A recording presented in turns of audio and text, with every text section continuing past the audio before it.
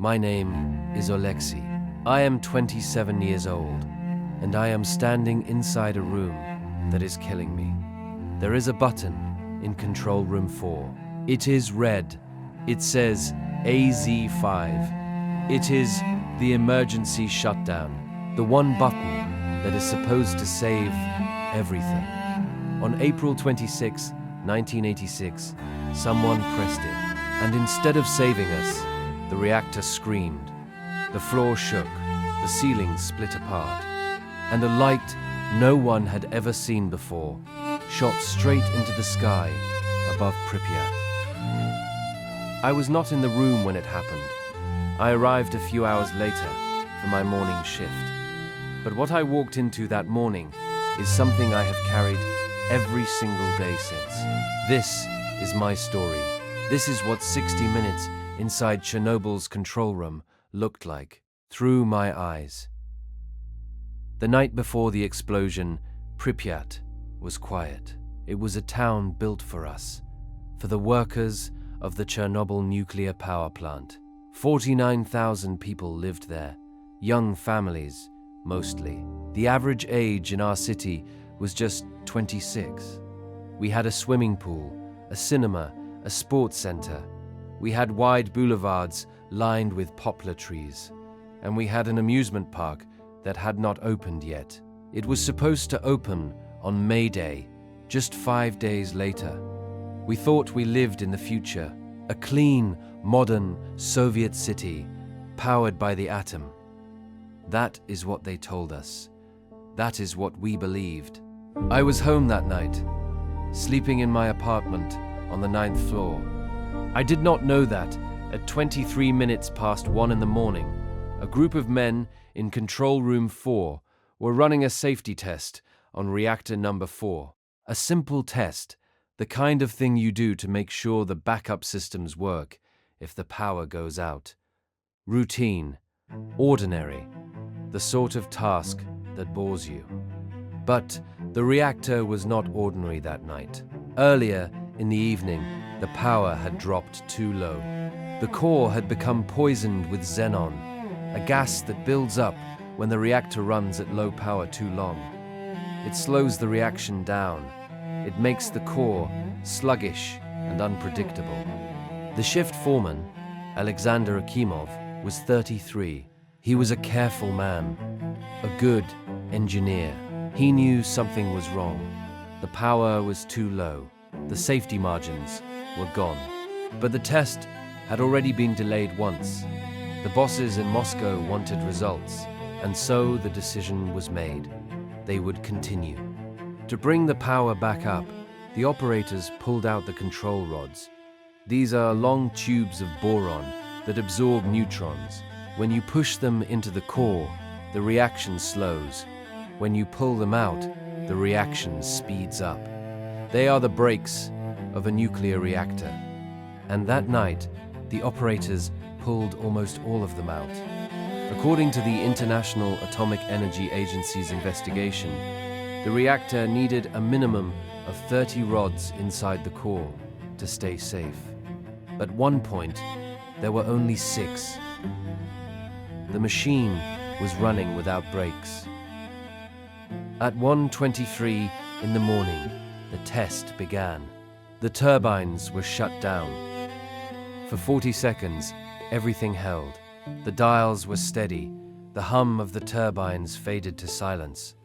Then, at 1:23 and 40 seconds, a young operator named Leonid Toptunov saw something on his instruments.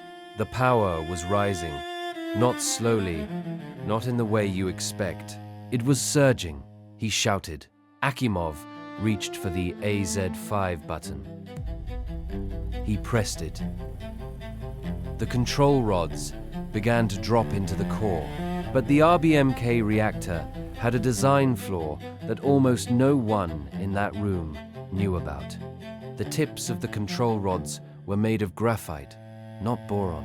Graphite does not slow a nuclear reaction. It accelerates the very reaction you are trying to stop. So when the rods entered the core, the very tips caused a massive spike in power. In 4 seconds, the reactor's output surged to 100 times its maximum capacity. The fuel rods shattered. The water surrounding them flashed to steam instantly. The pressure had nowhere to go. At 1:23 and 45 seconds, the first explosion tore through the reactor hall. A steam explosion so powerful it launched the 2,000-ton upper shield, a disc of concrete and steel called the Elena, straight into the air. Seconds later, a second explosion followed. Some scientists believe it was a nuclear excursion. Others say it was hydrogen. Whatever it was, it blew the roof off the building. And a beam of blue-white light, the glow of ionized air, shot from the open wound of the reactor into the night sky above Ukraine. The men in Control Room 4 felt the floor jump. The lights went out. Dust fell from the ceiling.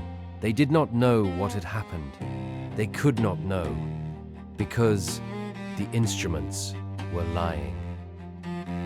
I woke up early that morning, April 26th, a Saturday. I remember pulling back the curtain and seeing that the sun was already warm. The sky was clear, a perfect spring morning in northern Ukraine. The kind of morning where you open the window and smell the pine trees. I ate breakfast. I put on my work clothes.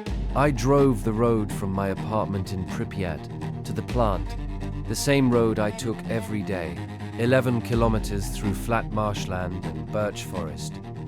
I could see the plant from far away, 4 reactor buildings, 4 ventilation stacks. I had seen them 1,000 times. Something was different. There was smoke, a dark, heavy column of it rising from the direction of Reactor 4. Not thin smoke, like a kitchen fire. Thick, black at the base, and grey as it spread across the sky. I thought maybe there had been a small fire, an electrical fire maybe. These things happen at industrial plants. You deal with them. I turned up the radio. There was nothing on the news. I was not afraid. When I arrived at the gates, people were moving faster than usual. There were fire trucks. I saw men being loaded into ambulances. Their faces were red, like bad sunburns. Some of them were vomiting. I still did not understand. I reported to the control room, not Control Room 4, the one next to it, for Reactor 3. The 2 reactors shared a building. A common wall separated them. That is how close we were. Just concrete and steel between us and the worst thing that has ever happened to a nuclear power plant. When I walked through the corridors, I noticed the floor was wet, not with water, with something dark and thick. The air had a smell I cannot properly describe. Ozone, maybe. Like the air after a lightning strike, but heavier, sharper. The dosimeters on the wall, the ones we barely looked at on normal days, were reading numbers I had never seen in training, numbers that should not have been possible inside a functioning building. Then, someone told me Reactor 4 was gone. The building was open to the sky. The core was burning. Graphite, the material that lines the inside of the reactor, was on fire. And the radiation levels outside, near the ruins, were not measurable with the instruments we had. The best dosimeter in the plant could read up to 1,000 microruentgens per second. It was off the scale. Someone found a military-grade meter later that morning. It read 30,000. I want you to understand what that means. A chest X-ray gives you about 15 microruentgens. Standing near the ruins of Reactor 4, you would receive a lethal dose in under an hour. But the men in Control Room 4 were still there. Akimov and his crew had not left. They believed, because their instruments said so, that the reactor was intact, that the explosion had been in the water tanks, that they could still cool the core if they pumped enough water into it. They were sending men into the lower levels of the building, into flooded corridors glowing with radiation, to turn valves by hand, to open water lines to a reactor that no longer existed.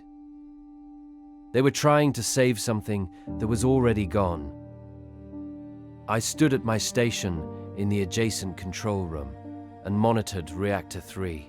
The walls between us and the ruins of Reactor 4 were all that stood between us and the exposed core. I could taste metal in my mouth, a sharp, bitter taste, like chewing on a copper coin. I would later learn that this is what ionized air tastes like. It is the taste of radiation passing through your body. The firefighters who arrived that night were the bravest men I have ever known. They climbed onto the roof of the reactor building and kicked chunks of glowing graphite off the edges with their boots. They did not have protective gear. They did not know what graphite from a reactor core could do to a human body. Some of them were dead within weeks. Their names were Vasily Ignatenko, Vladimir Pravik, Viktor Kibanok, and others. Young men. They were 23, 24 years old. I want to tell you something that the documentaries do not always show. In the hours after the explosion, when the truth began to reach us, when we understood that the core was exposed and burning and sending a plume of radioactive material into the atmosphere, something changed inside that building. It was not panic, it was not chaos, it was quiet. Men lined up to take turns, to go into the worst areas, to check on equipment, to read gauges in corridors where the air itself could kill you in minutes. They went in pairs, short shifts, 2 minutes, 5 minutes, in and out. Nobody ordered most of them to go. There was no grand speech, no general on a horse. These were technicians, engineers, mechanics, ordinary people who understood what needed to be done and chose to do it. Akimov stayed at his post for hours. He kept working even after his skin turned dark and he could no longer stand without help. He died in a hospital bed 2 weeks later. He was 33 years old. Before he died, he told the investigators that he had done everything right, that he had followed every procedure, and the terrible truth is that he was mostly correct.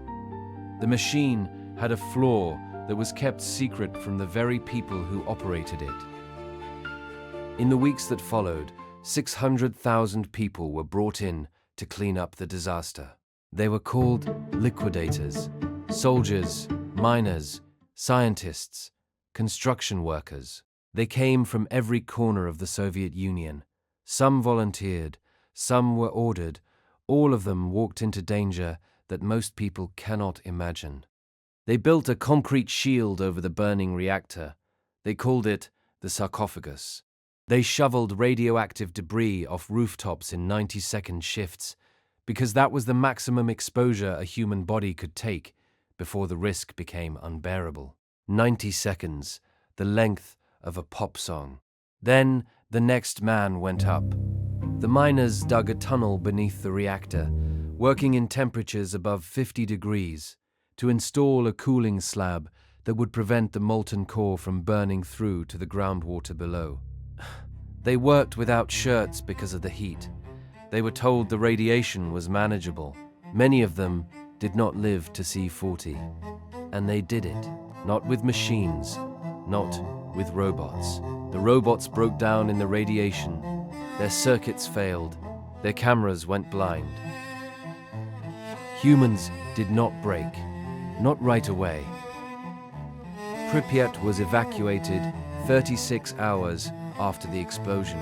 49,000 people were put on buses and told to leave their homes.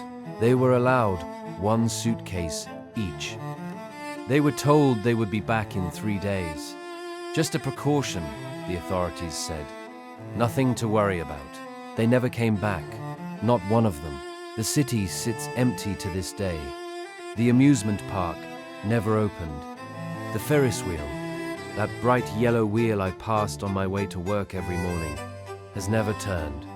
The official death toll from the Chernobyl disaster is 31. 31 people who died from direct radiation exposure in the weeks and months after the explosion. But the real number is something we may never fully know. The World Health Organization has estimated that the long-term health effects, cancers, thyroid disease, leukemia, could affect thousands. Some studies say tens of thousands. The land around the plant will remain contaminated for centuries. I survived.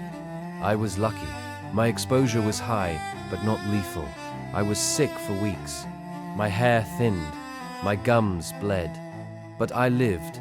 Many of my colleagues were not as fortunate. Some died within months. Others developed cancers years later. And for decades, the Soviet government denied the full scope of what happened. They said the situation was under control. They said the levels were safe. They said we should not worry. But I worry. I have worried every day since April 26, 1986. Not for myself, for the truth. Because the lesson of Chernobyl is not about nuclear power. It is not about physics or engineering. It is about what happens when the people who know the truth are not allowed to speak it. And what happens when ordinary people, technicians and firefighters and miners and bus drivers are the ones who pay the price. I think about that blue light sometimes, the light that shot from the reactor into the sky. People on the Pripyat bridge stood and watched it.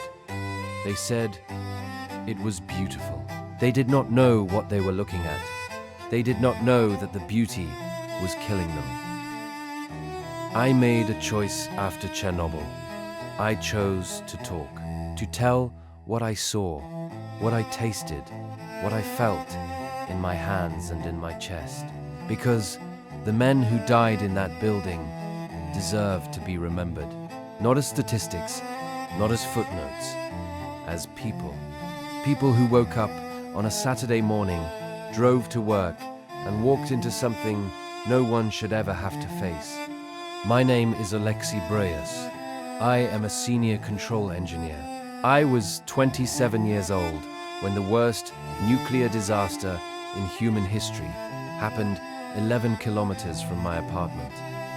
And I was there.